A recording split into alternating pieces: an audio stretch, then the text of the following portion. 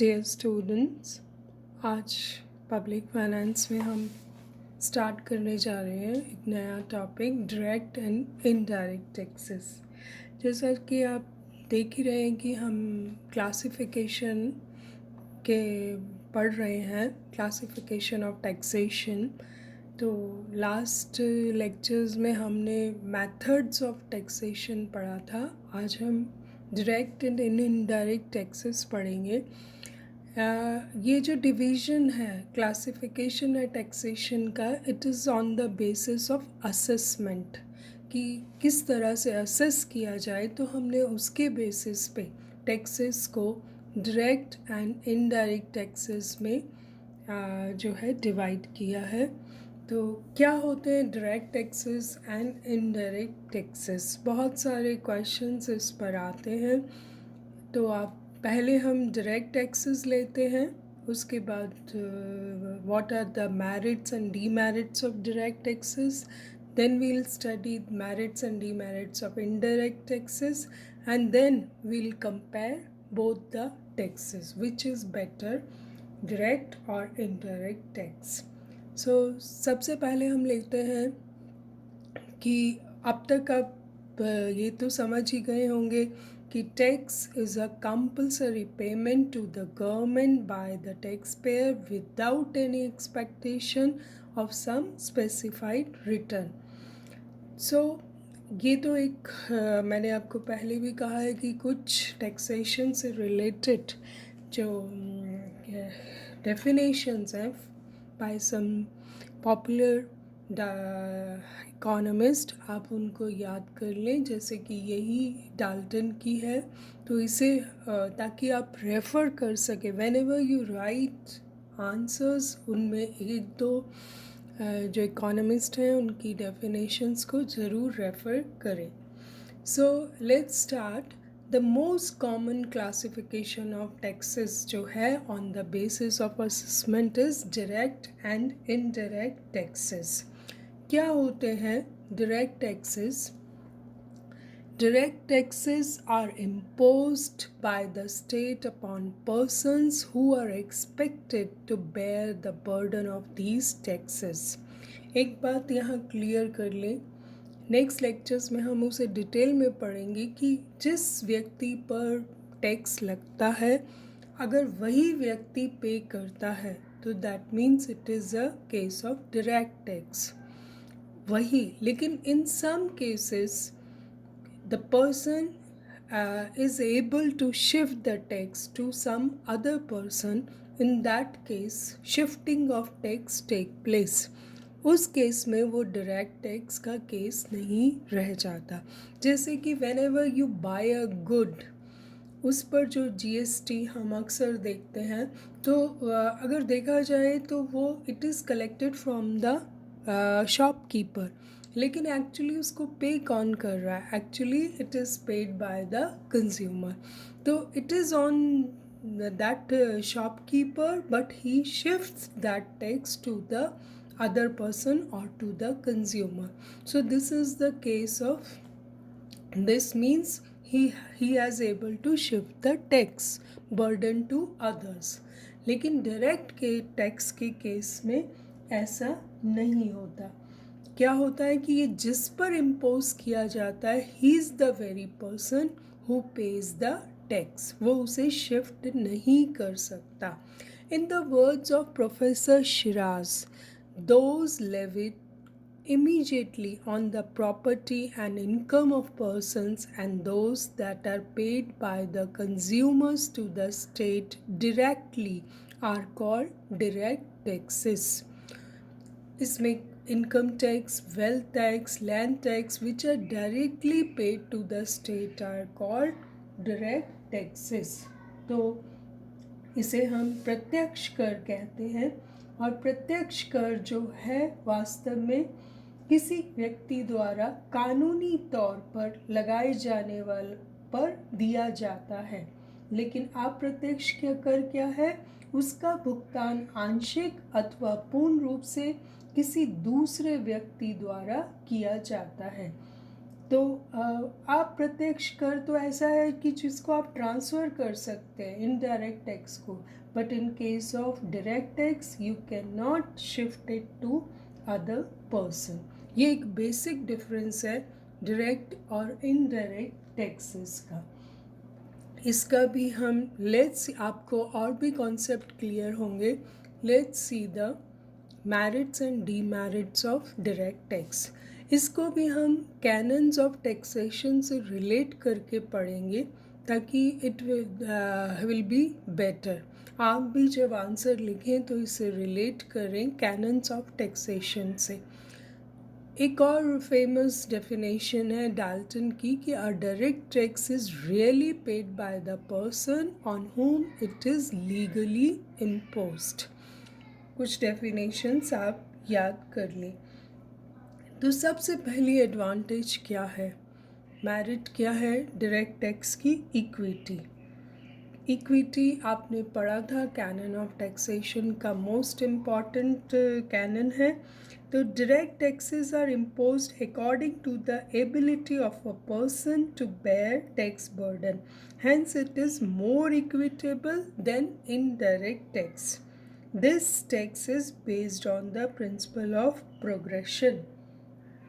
बिल्कुल न्याय उचित है, न्याय के नियम पर आधारित है। जैसे जैसे किसी व्यक्ति की आय बढ़ती है, आयकर की दर भी बढ़ती है। अभी हमें मेथड्स ऑफ टैक्सेशन में हमने ये देखा था कि प्रोग्रेसिव टैक्सेशन ही अच्छा माना जाता है।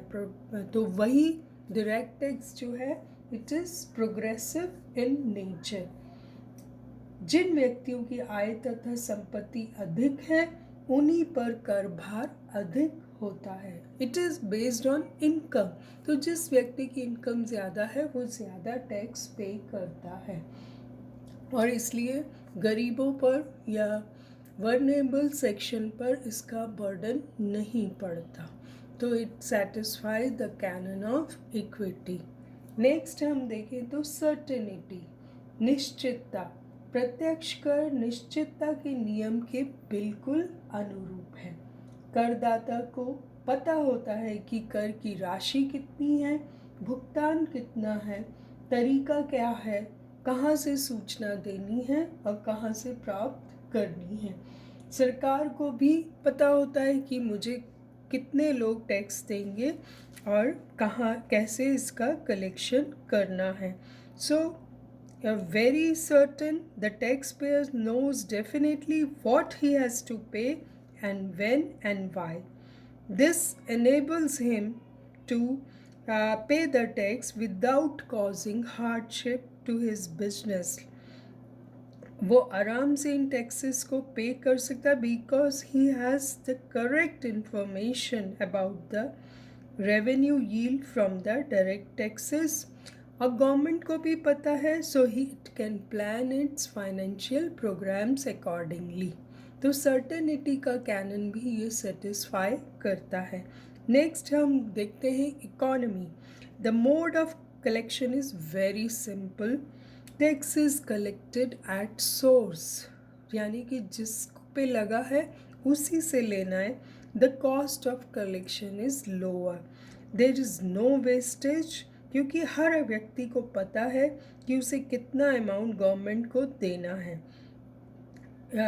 प्रोफेसर ग्लैडस्टोन इस बारे में कहते हैं कि if you had only direct taxes you would have economical government, क्योंकि ऐसा माना जाता है कि इनडायरेक्ट टैक्सेस में कलेक्शन की कॉस्ट ज़्यादा आती है।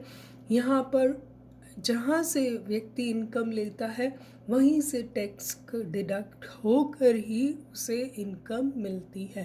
तो इसमें ज़्यादा कॉम्प्लिकेशंस नहीं होती। जो सैलरीड क्लास है उसको तो सैलरी मिलने से पहले ही टैक्स डिडक्ट हो जाता है, तो कॉस्ट ऑफ कलेक्शन बहुत कम आती है। नेक्स्ट कैनन जो सेटिस्फाई करता है ये इलास्टिसिटी का, यानी कि मितव्ययी।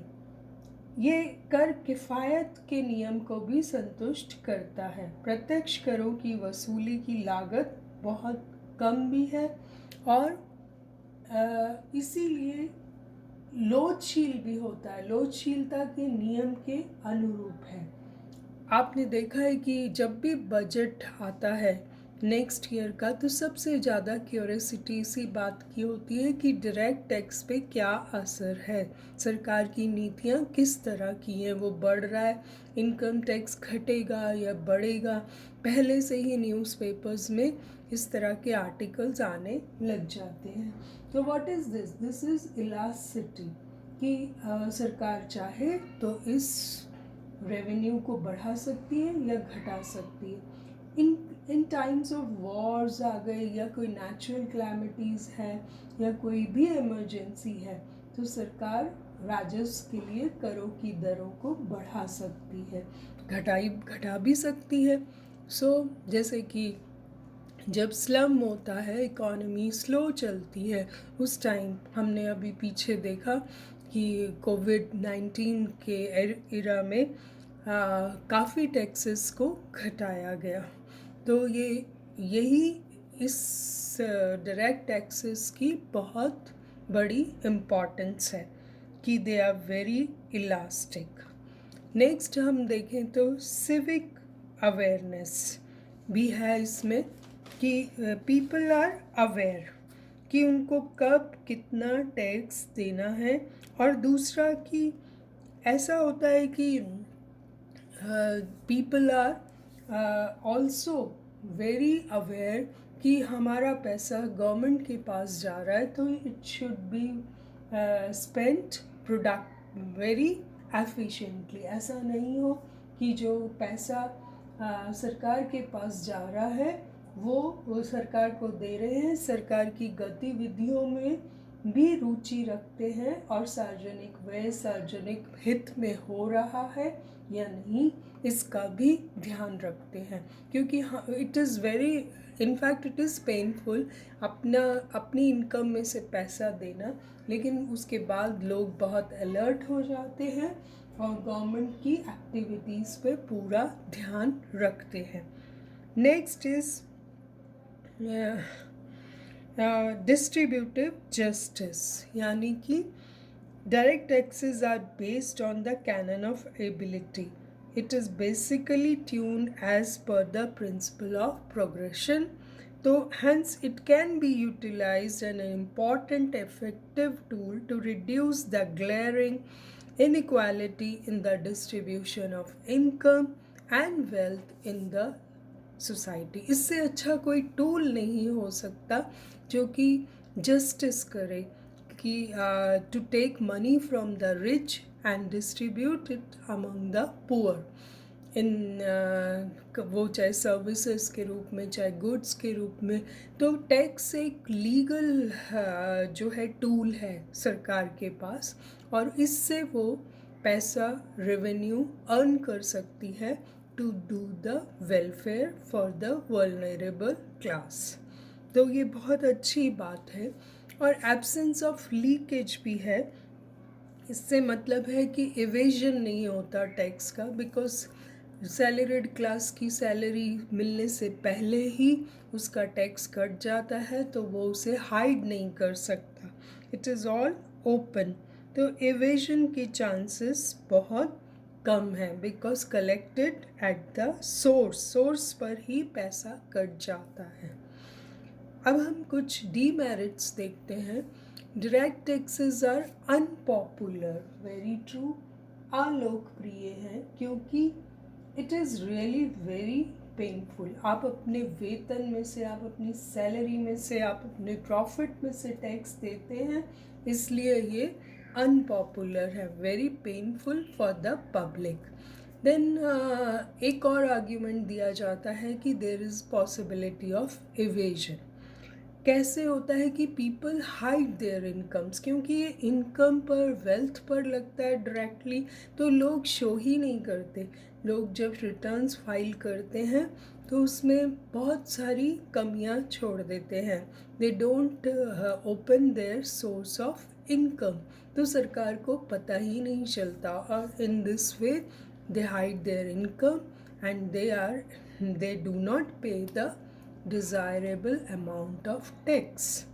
सो ये एक डीमेरिट है जो कि कहा जाता है कि इसमें टैक्स पेयर अगर ऑनेस्ट नहीं हो तो, और टैक्स मशीनरी भी कभी कभी करप्ट हो जाती है, तो ऐसे वे में इवेड करना पॉसिबल है, क्योंकि असेसमेंट ही नहीं हो पाता, पर्सन डिक्लेयर ही नहीं करता अपनी इनकम, तो टैक्स कैसे देगा। सो देर इज़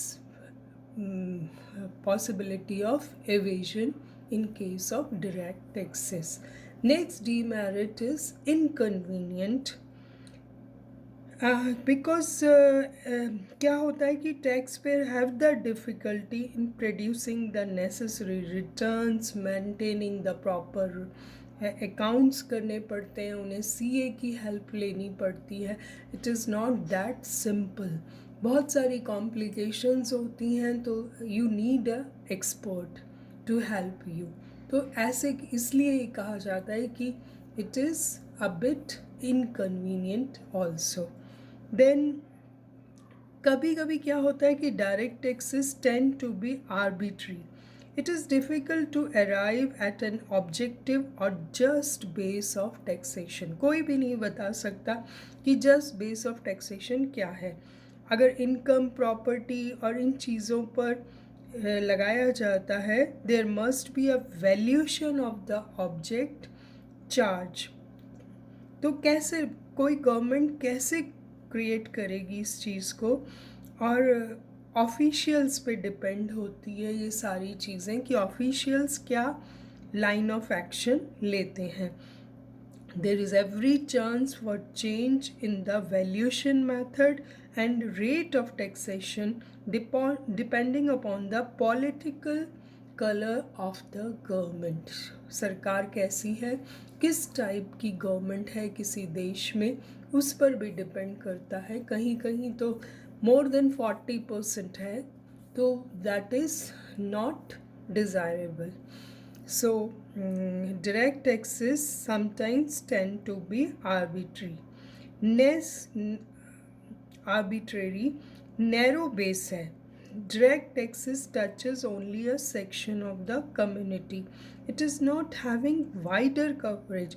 Actually जिसके पास इनकम है वही तो टैक्स देगा, तो टैक्स बेल्ट क्या होती है, वेरी नैरो हो जाती है। और एक तो इनकम हो प्लस वो डिक्लेयर करे, ओपन करे अपने सोर्सेस को। If somebody hides its sources तो उसको पता लगाना बहुत मुश्किल हो जाता है। तो there are very few people in country also, हमारे देश में भी बहुत कम लोग हैं जो ये डायरेक्ट टैक्सेस देते हैं। तो दिस इज़ ऑल्सो कि जितना डायरेक्ट टैक्स आता है उससे गवर्नमेंट की रिक्वायरमेंट्स पूरी नहीं होती। मॉडर्न गवर्नमेंट्स को needs lot of revenue to fulfil the welfare programmes and the needs of the vulnerable section. Next जो ड्रॉबैक है वो है एडमिनिस्ट्रेटिव इनएफिशिएंसीज। कभी कभी एडमिनिस्ट्रेशन इतना एफिशिएंट नहीं होता, बहुत टाइम लगता है। आप रिटर्न्स फाइल करते हैं, फिर वो चेक होती हैं, चेक होने के बाद लोगों के एग्जैक्ट अगर ज़्यादा होता है, पे कर दिया है इनकम टैक्स, तो उनको रिटर्न किया जाता है।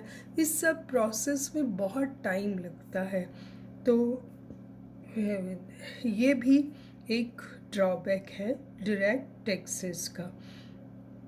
बेस्टेबल कहते हैं कि डायरेक्ट टैक्सेस जो हैं इसमें डिफेक्ट्स हैं, मेरिट्स भी हैं। Direct taxation out to be a part of every modern financial system, and the extent to which it can be applied will depend on the particular condition of the country.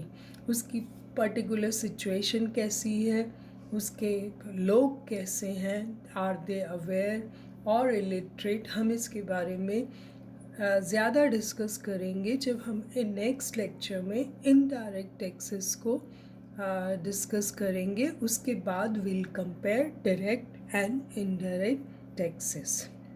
Thank you so much. We'll continue in next lecture.